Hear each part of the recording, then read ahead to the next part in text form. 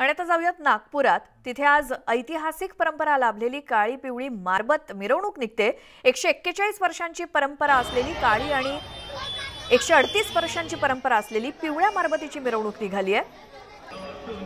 शहीद चौकामध्ये या दोन्ही मारबतींची गळाभेट होते आणि मग शेवटी त्यांचं दहन केलं जातं आणि या मिरवणुकीला नागपूरकरांनी प्रचंड गर्दी केली आहे। तुषार कोहळे आमचे प्रतिनिधी आपल्या सोबत आहेत। तुषार, अगदी शेकडो वर्षांची परंपरा असलेली मारबत मिरवणूक निघालेली आहे, काय त्याचं वैशिष्ट्य सांगाल?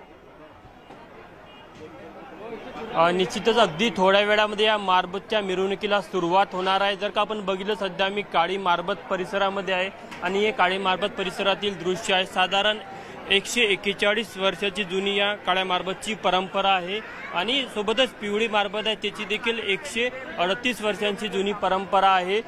जेव्हा ब्रिटिशांचं राज्य होतं तेव्हा सरकारच्या विरोधी जे काही धोरणं असेल किंवा समाजातील ज्या काही कुप्रथा असेल त्याचा निषेध नोंदवण्यासाठी एक प्रतिकात्मक आंदोलनाच्या स्वरूपाने सुरू झालेली ही परंपरा साधारण आज 140 वर्षानंतर देखील आपल्याला कायम असल्याचं पाहायला मिळत आहे। जर का तुम्ही या संपूर्ण परिसरामध्ये बघितलं तर सुरुवातीला मारबतची देवीच्या रूपाने पूजा केली जाते आणि त्यानंतर मग या मारबतची मिरवणूक होते। सुरुवातीला पिवळी मारबत ही निघते। पिवळी मारबत ही नेहरू पुतळा चौकामध्ये येते। त्यानंतर काळी मारबत आणि पिवळी मारबत यांची तिचे भेट होते आणि या संपूर्ण मिरवणुकीमध्ये शहरातील शेकडो नागरिक देखील सहभागी होतात।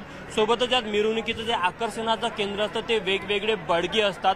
विशेष करून बडगे हे समाजातील किंवा राज्यातील देशातील वेगवेगळ्या घटनांचा निषेध नोंदवण्यासाठी केलेले एक प्रतिकात्मक आंदोलनाच्या स्वरूपामध्ये देखील त्याला बघितलं जातं। आज जे काही बडगे निघणार आहे त्यामध्ये कोणकोणते बडगे असणार आहे याकडे सर्वांचं लक्ष असणार आहे। आपण बघू शकतो की हे सगळे तरुणाई या मिरवणुकीमध्ये सहभागी झालेली आहे आणि याचं जे घोषवाक्य असतं ते असतं की घेऊन जा रे मारबत। ज्या काही समाजातल्या कुप्रथा असेल, जे काही वाईट गोष्टी असेल त्या सर्वांचा निषेध या माध्यमातून नोंदवला जातो।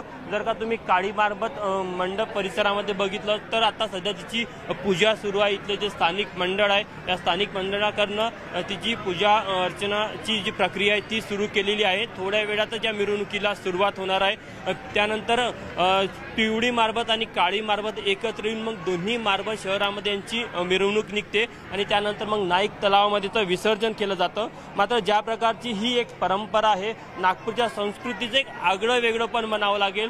पोळा सणामध्ये राज्यामध्ये वेगवेगळ्या पद्धतीने पोळा साजरा करतो, विशेष करून बैलांचा पोळा साजरा होतो। मात्र नागपूरच्या पोळ्याची विशेषता ही आहे की नागपूरच्या पोळ्याच्या पाडवाला काळी मारबत पिवळी मारबत यांची मिरवणूक निघते।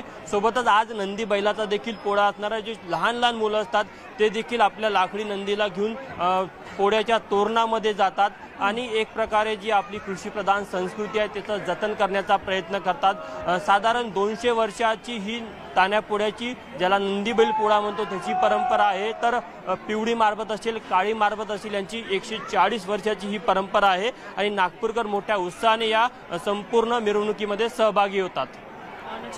तुषार, धन्यवाद या सगळ्या माहितीसाठी। त्यामुळे शेकडो वर्षांची परंपरा आज देखील नागपुरात जपली जाते आणि त्यासाठी मोठ्या संख्येने नागपूरकर जमलेले आहेत। त्याचसोबत